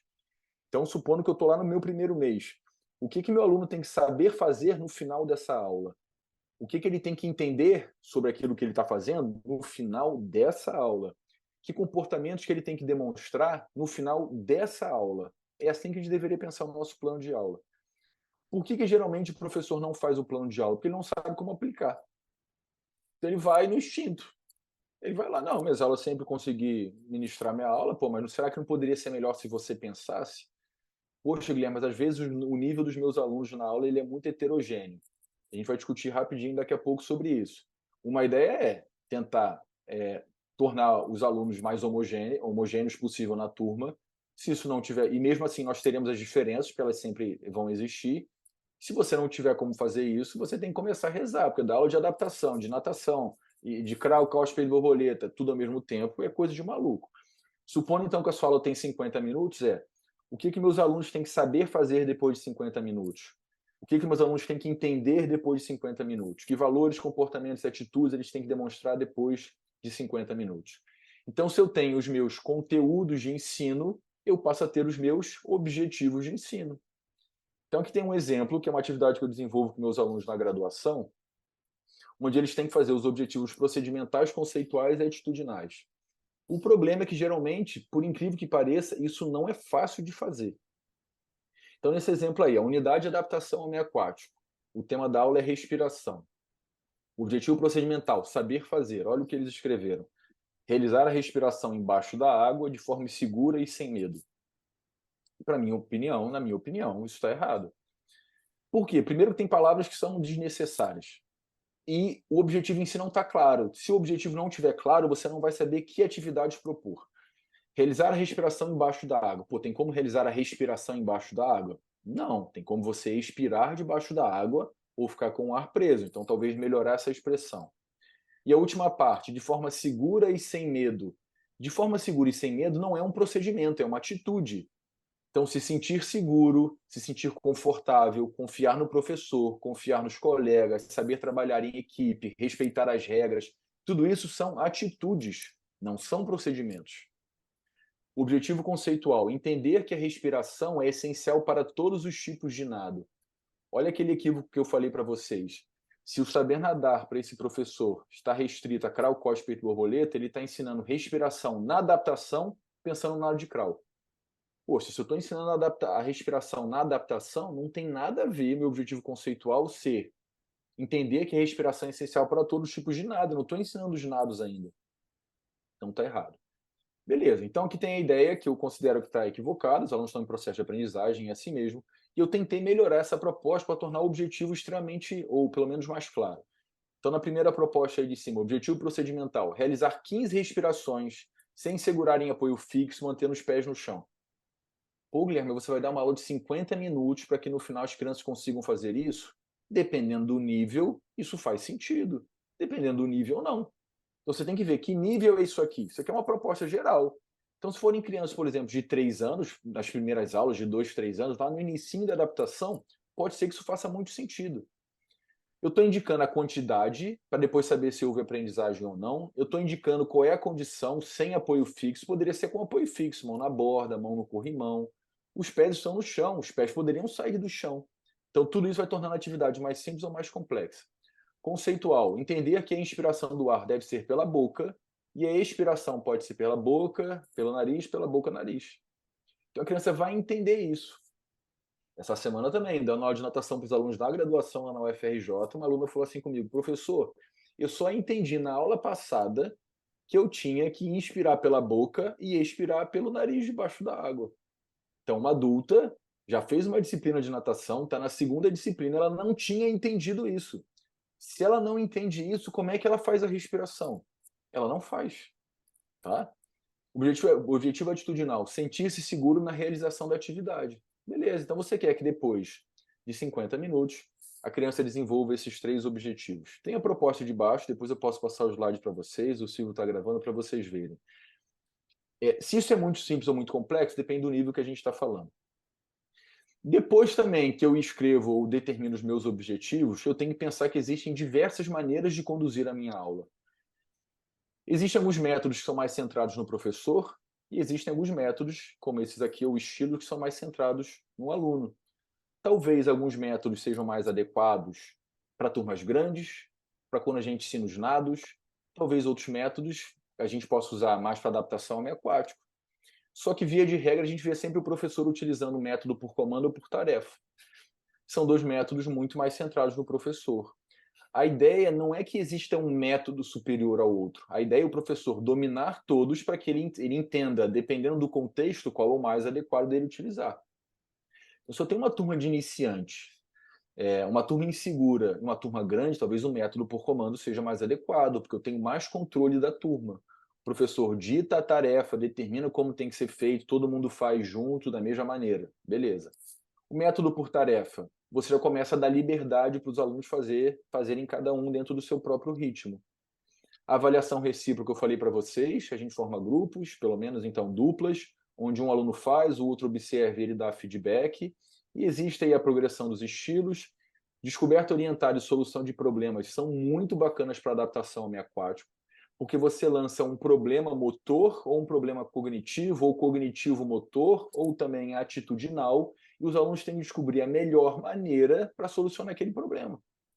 Na descoberta orientada, o professor dá feedback mais frequente, direcionando a resposta para os alunos, e na solução de problemas, não. Aquele problema motor, de atravessar a piscina, de pegar um material no fundo, de fazer, subir no tapete, rolar e cair do outro lado, cada aluno pode fazer da maneira que achar mais adequada.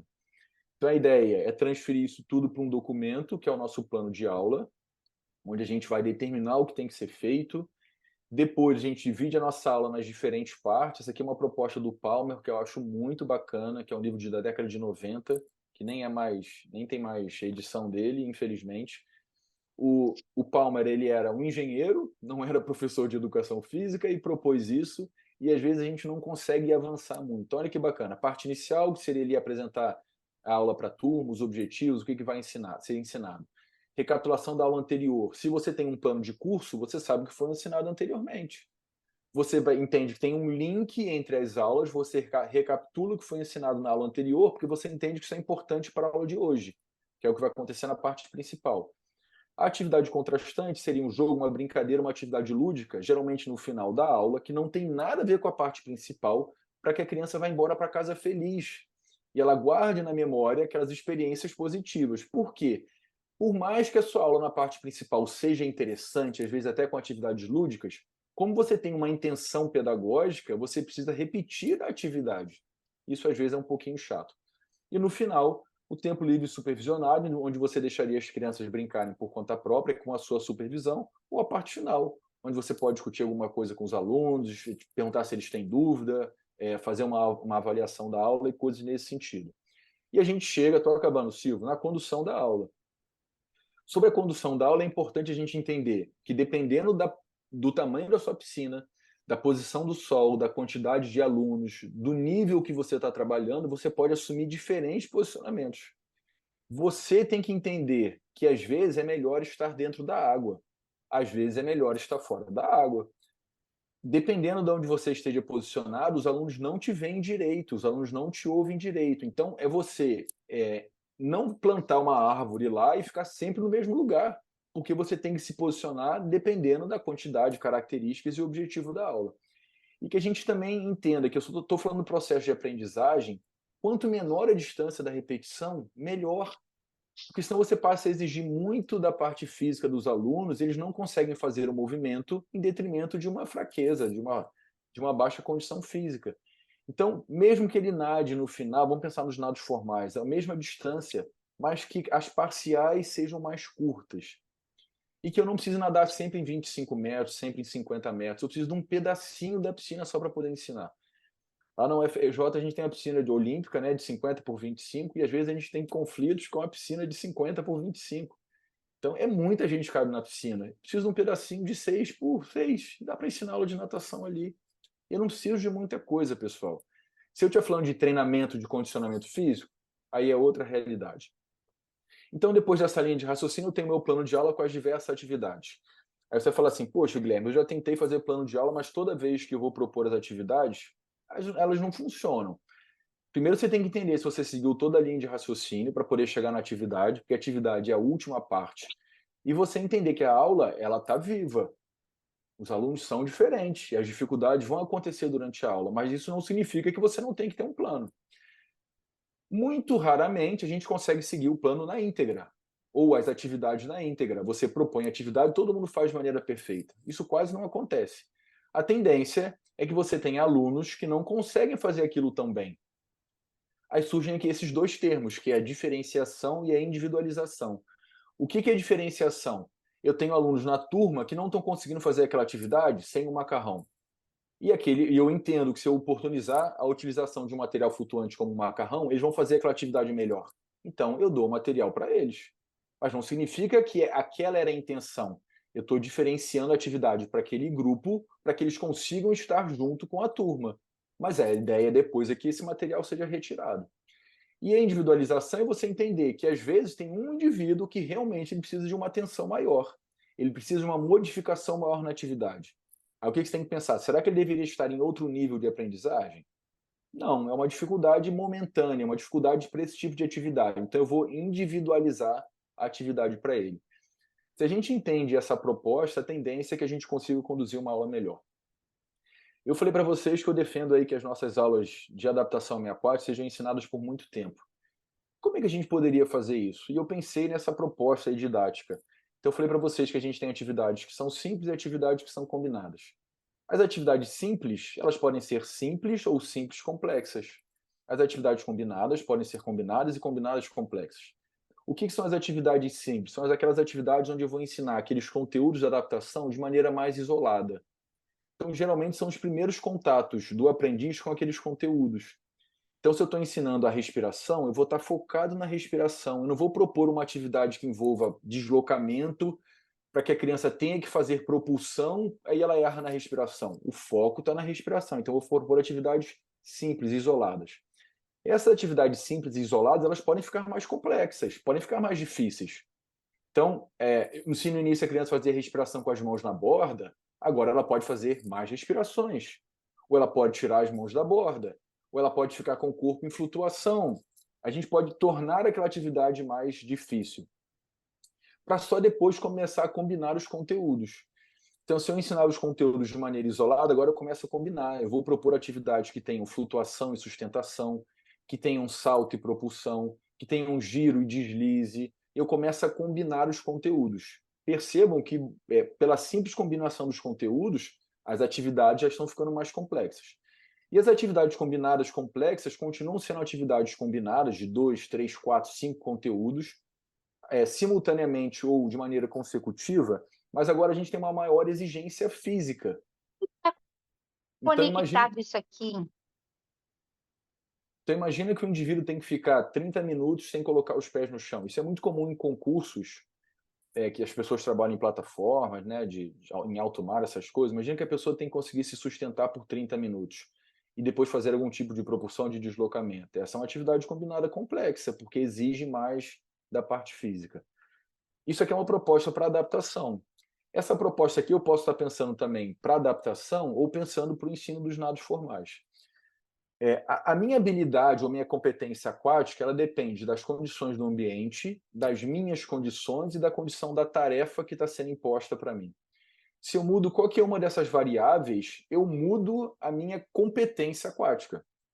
Então, se você fala assim, Guilherme, você seria capaz de nadar 1.000 metros? Sim, a tarefa é nadar 1.000 metros, o indivíduo sou eu. Hoje eu teria condições de nadar 1.000 metros? Sim. Na piscina? Sim. E se fosse no mar? Opa, como é que vai estar o mar?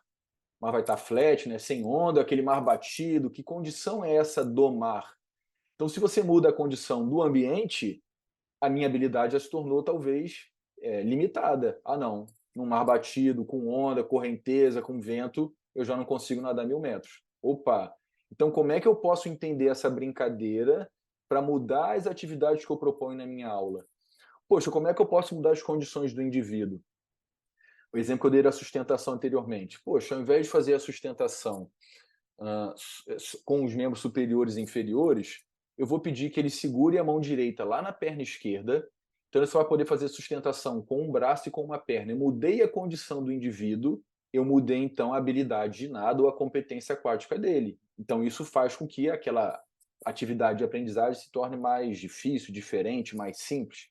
A tarefa em si, eu posso estar aumentando a velocidade com que a atividade é feita, a distância com que ela é feita, a intensidade, se usa um material flutuante ou não. Então, ele está fazendo com prancha, sustentação, com macarrão lá de cavalinho. Agora já está sem o macarrão. Então, se a gente modifica essas variáveis, eu modifico a percepção de habilidade e competência do aluno.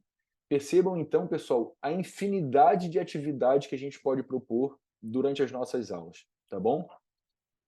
Então, essa a gente fecha a parte, basicamente, do como ensinar. Para poder fechar, então, eu volto lá na minha questão anterior. É importante que vocês entendam que o saber nadar, o entendimento que vocês têm, a resposta que vocês têm do que é saber nadar, influencia diretamente a prática pedagógica de vocês. Ela influencia o que vocês ensinam e como vocês ensinam, tá? Obrigado aí pela atenção de vocês, desculpa ter passado pelo tempo, desejo bastante sucesso Lembre-se que tem lá diversos materiais no meu site, tem podcast, tem texto, tem vídeo. Caso vocês queiram adquirir o livro lá do nosso departamento, tem a opção de comprar também lá no site. E muito obrigado, pessoal. Fico à disposição para as perguntas. Olha, excelente apresentação, Guilherme. Estamos muito felizes, lindas apresentações, lindas reflexões. Acho que você conseguiu circular por todos os aspectos, né, da iniciação, causas da evasão da natação infantil, que são causas muito frequentes, expectativas com relação às famílias, né? Como é que nós poderíamos minimizar esse problema? E falou sobre segurança aquática também. Bastante rica a apresentação, muito feliz. Muito obrigada pela linda apresentação. Nós temos aqui algumas perguntas, não temos muito tempo, mas eu gostaria que as pessoas fossem contempladas, mas vai ser rapidinho. Primeiro, a Fernanda perguntou o seguinte: o que poderia ser feito para que os profissionais que optam em trabalhar com natação, ensinando a nadar, para que eles possam perceber a importância de ter um planejamento, uma metodologia em escolas e colégios, porque isso ainda não é prioridade nas escolas de natação. O que não seria? É a pergunta da Fernanda. Fernanda, primeiro eu vou fazer... Pode falar, desculpa. Estou pensando em colocar logo as 3 perguntas que já estão aqui, aí até se você quiser relacionar, o que você acha? Tá bom. Se eu conseguir lembrar de todas, vai lá. A primeira da Fernanda é mais sobre planejamento. A segunda do Guilherme, segunda Guilherme, da Ana. Se você conseguiu encontrar uma solução para o seu filho, né, no aspecto motivacional. E a terceira também sobre planejamento, acho que elas dialogam. E como esse planejamento poderia acontecer com idades mistas, né? Idades das crianças mistas. Fora isso, nós temos muitos elogios. Obrigado. E o Marcos também vai querer falar depois, muitos elogios. Vou te passar a palavra, então, Guilherme. Tá. Primeiro, Fernanda, a gente, né, que trabalha com a formação de professores, a gente tem que fazer uma autocrítica e entender que, infelizmente, geralmente a gente não ensina isso na graduação. Os cursos de graduação, os poucos que ainda se preocupam com o ensino dos esportes, são muito tecnicistas. Então, o professor sai da graduação com a ideia de que, com essa visão talvez restrita do que é saber nadar, como eu disse para vocês. Então, é estudar, fazer isso que a gente está fazendo aqui, para que a gente possa ampliar a nossa formação realmente e entender que toda a nossa ação deveria ser pensada, planejada para que acontecesse de maneira melhor. Então, eu faço uma crítica nossa a esse processo de formação. Por outro lado, infelizmente, tem professores que trabalham com os esportes que nem isso estão ensinando mais, sabe? Estão fazendo discussões paralelas, que eu acho que são importantes, mas você não tem que fugir do principal, que é ensinar o esporte. Sobre o meu filho, ele continuou fazendo natação por muito tempo, mas aqui a gente tem um problema que, apesar da piscina ser aquecida, ela não é coberta. Então, quando chega na época do inverno, aquele problema que todo mundo passa, os alunos saem da aula de natação. E a minha esposa tem um coração mais bondoso do que o meu, e ela permite que ele falte a aula de natação. E, infelizmente, isso é horrível, porque quando você falta um dia, ele falta 2, falta 3, você perde o hábito de estar na aula de natação, substitui aquele tempo por uma outra atividade, e depois, para regressar, se torna muito difícil. Infelizmente. Então, ele nada muito esporadicamente. Outra pergunta eu esqueci, Ana. Sobre planejamento com diferentes idades. Como que poderia acontecer? Geralmente a gente pensa os níveis associados às idades, só que a gente sabe que, infelizmente, o momento de início das aulas de natação varia muito entre as crianças. Então, a gente vai ter crianças de 4 anos que têm as mesmas experiências motoras de crianças de 8. Só que talvez colocá-las no mesmo nível seja ruim, porque emocionalmente, cognitivamente, elas também são muito diferentes. Então, esse é um desafio que a gente tem, porque a gente nunca vai achar a condição perfeita. A minha condição utópica é que a gente conseguisse, até certo ponto, mostrar para os pais que moram naquela redondeza da escola de natação do clube a importância deles entenderem que as aulas de natação não começam depois do carnaval, que elas começam no início do ano, né? Porque o pai, não, eu vou matricular só depois do carnaval. A criança perde 2, 3 meses de aula, a criança já estava lá atrás, já aprendeu um montão de coisa. Então, que a gente conseguisse convencer os pais, convencer a sociedade que a aula de natação deveria ser como se fosse a educação básica. Não tem nenhum pai que fala assim, não, vou matricular meu filho só quando ele tiver 10 anos na escola. Isso não existe. A criança passa pelo todo o processo de educação e, na minha opinião, a gente deveria tentar fazer isso também com as aulas de natação. Ótimo. O Alberto Clark queria dar uma palavra. Alberto quer falar? Sim. E depois o Marcos também tinha pedido a palavra. Cabral também quer falar. Eu acho que a gente vai precisar depois fechar, infelizmente. Guilherme, recorde aqui. Eu tenho pouca coisa para falar, só. É mais agradecer ao Guilherme, falar em nome do grupo. Tá, vou começar então com o Alberto, depois o Marcos, tá bom? Legal. Primeiro, Guilherme, eu me recordando 2005, você na classe, que transformação. É orgulho misturado com prazer de ouvir suas palavras e principalmente concordar com 98%. Eu vou dar pequenas luzes daquilo que é a minha vida hoje prática. Eu escutei do pai de um menino que anda fazendo muito sucesso aqui no Brasil, chamado Davi Assef. Ele fala sobre natação, salvamento, segurança. É um menino que hoje deve ter 6 anos só de idade e ele talvez seja a pessoa mais conhecida da natação do Brasil, porque ele hoje palestra pelo Brasil. E ele falou algo que você, do seu jeito, você falou parecido. O pai dele falou para mim, que é meu amigo.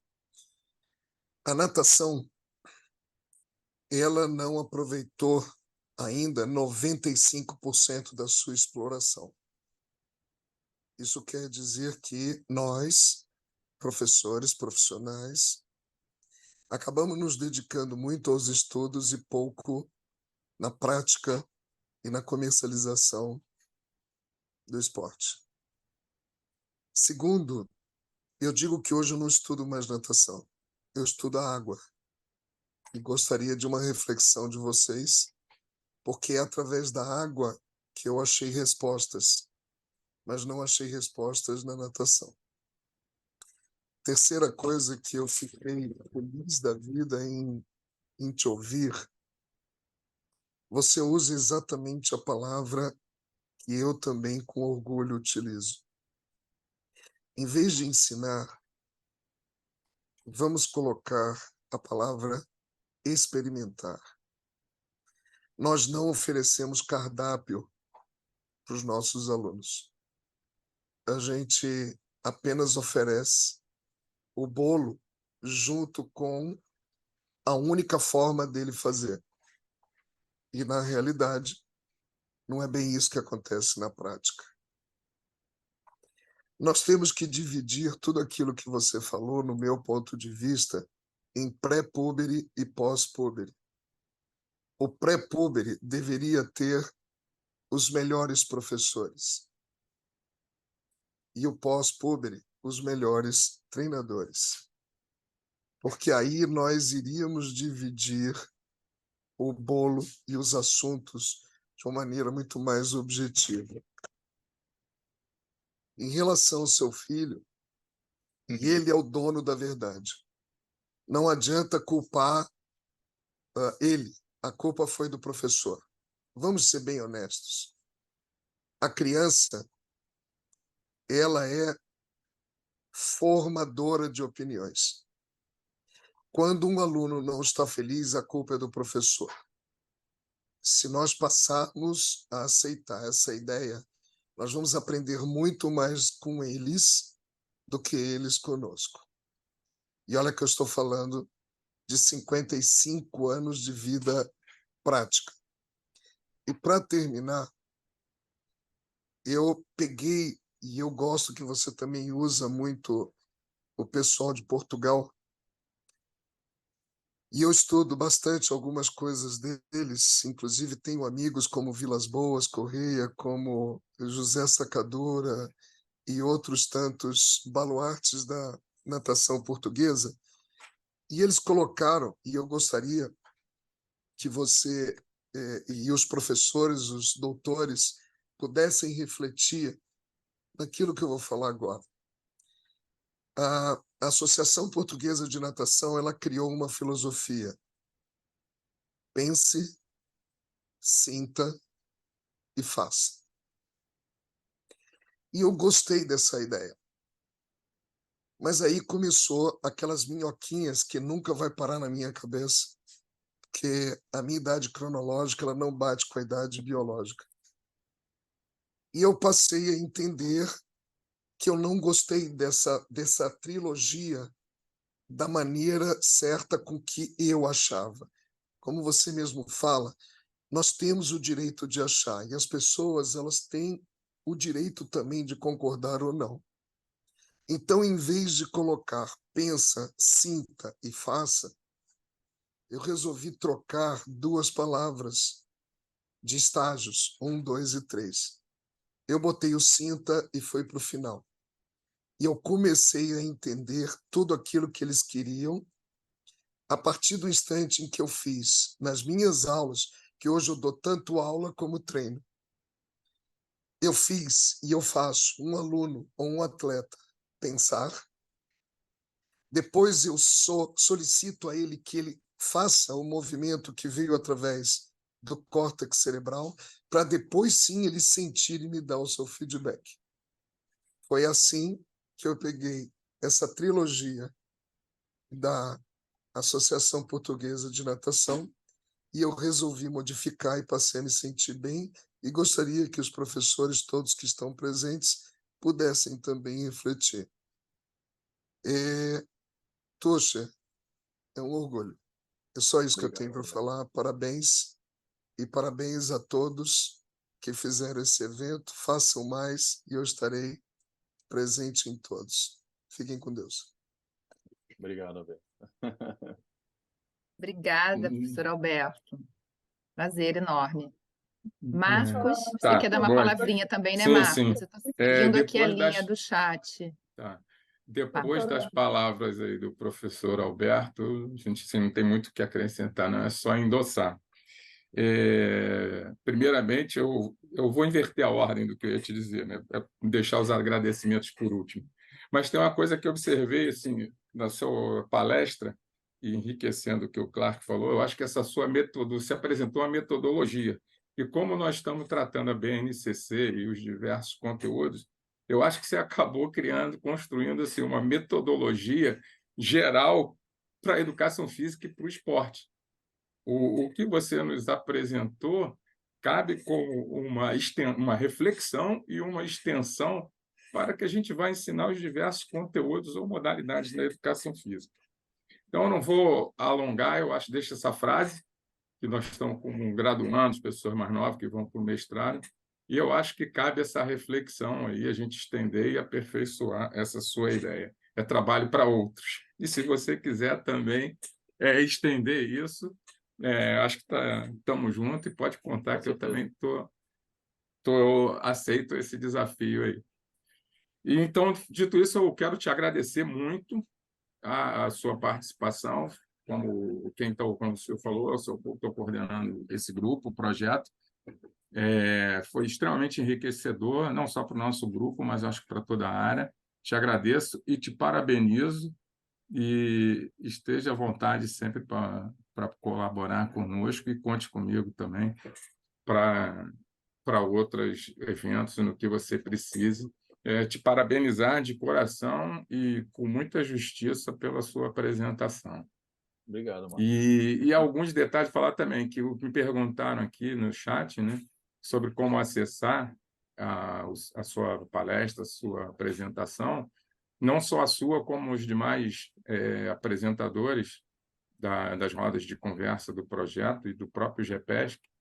elas estão disponíveis no canal do YouTube, que eu coloquei o link aí. Então, as palestras podem ser acessadas, e cabe também a visitação. Nós temos poucos acessos, incentivo as pessoas a irem lá, para que a gente, esse conteúdo nosso seja distribuído, seja acessado por mais pessoas e a gente incentive, né, o estudo da educação física. Então, Ana Cláudia, encerro aqui. Parabéns a todos e obrigado pela presença dos que já saíram e dos que se mantiveram até agora. Obrigada, Marcos. A gente vai Tá só precisar lembrando encerrar. para não Fala. esquecerem de preencher o formulário, tá? Que isso é importante para nós do projeto e para que vocês recebam o certificado ao final de todo o projeto. Isso mesmo, muito bem lembrado. Obrigada, Guilherme, obrigada mais uma vez. A gente Obrigado a precisa todos vocês. encerrar pela hora. Eu vou passar para o professor Silvio para finalizar de uma maneira geral. Oi, o Edilberto quer falar rapidinho, Edilberto? Isso, meu querido. Muito obrigado, meu querido professor e mestre. Saber do professor, primeiro, parabenizar, né? É sempre excepcional essas apresentações, né? Ele pode disponibilizar a apresentação dele por e-mail para a gente. Posso mandar para o Silvio? Pode ser, Silvio. Eu você... Eu botei meu e-mail aí no chat, Gilberto, que eu vou tentar fazer uma adaptação. Eu trabalho com luta. Aí eu quero botar a luta dentro do meio aquático, como diz o mestre lá, na água. Aí eu achei que, pela sua apresentação, eu posso estudar ali e utilizar esses Mando seus sim. conceitos aí. Mando Se puder sim. fazer, por favor, ficarei eternamente agradecido. Muito Que obrigado. isso. Perdão ter interrompido aí. Não, que isso. Obrigado. Bom, não sei se o Cabral tinha dito, não sei se está aí ainda. Queria dar uma palavra com o Guilherme. O Cabral ele tem uma participação presente na minha vida, inclusive na vida do Guilherme, mas eu acho que ele não está aí. Acho que ele, na minha lista que ele não aparece. Tá? Então não tem problema. Fica aí a possibilidade dele falar depois. Bom, Guilherme, então queria agradecer a você. Tem uma breve lembrança, mas é só uma prova de consideração, não é? Você vai receber por e-mail posteriormente o certificado, mas obrigado por estar aqui hoje. O professor Guilherme é um presente que eu tenho a oportunidade de conviver com ele lá no UFRJ. Não é demagogia da minha parte, quem me conhece sabe que eu não sou dessas que faço muita demagogia. O Guilherme é uma das melhores pessoas que eu conheço. Ele é uma pessoa extremamente apaixonada pelo que faz, se dedica intensamente aos alunos, inclusive dá aula em dia de chuva, com chuva de granizo, de sunga dentro d'água lá na piscina. Então, a maior prova de amor à profissão é essa dedicação que ele tem. Então, ele participou do nosso edital no início, e ele está aqui hoje, para mim, é um motivo de eu ter sorte de tê-lo como amigo e companheiro de trabalho. Então, Guilherme, obrigado pela tua disponibilidade de estar aqui. E aquele negócio, a gente está chamando sempre um dos melhores e os melhores da área. O melhor é difícil dizer porque as pessoas não são melhores, elas são diferentes. Mas o Guilherme é diferente. Então, a presença dele aqui ratifica isso, né? Então, Guilherme, obrigado por tudo e que você possa continuar acompanhando aqui o GEPESC para a gente aprender contigo. Obrigado, pessoal. Eu que agradeço. Obrigado aí todo mundo, de verdade.